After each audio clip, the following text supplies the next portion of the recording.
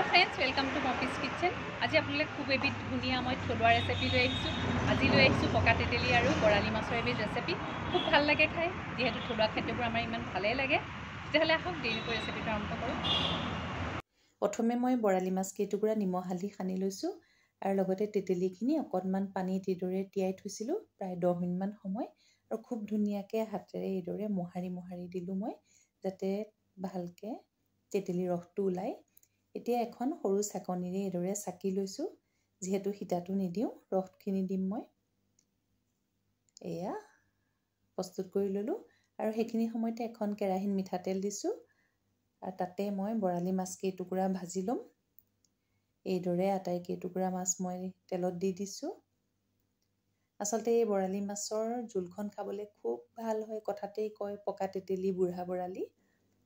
আচলতে হয় হে টেষ্ট হয়, বহুত ধুনীয়া হয় আমাৰ থলুৱা খাদ্য এইবোৰ বিশেষকৈ।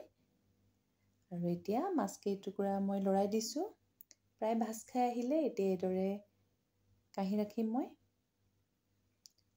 আটাই কেইটুকুৰা মাছ মই এতিয়া কাঢ়িলোঁ।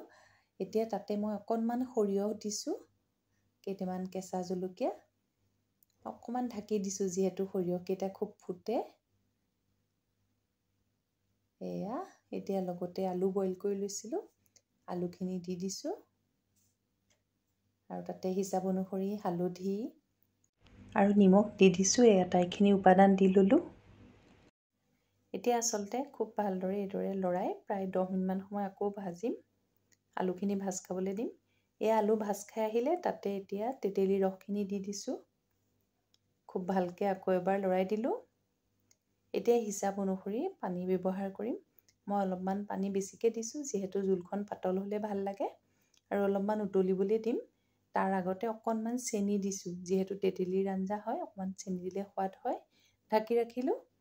এয়া প্ৰায় 15 মিনিটমান সময় হ'ল, খুব ধুনীয়াকৈ উতলি আহিছে। এতিয়া ইয়াতে আচলতে ভাজা মাছ কেইটুকুৰা দি দিম। এয়া আটাই কেইটুকুৰা ভাজি থোৱা বৰালি মাছ দি দিছোঁ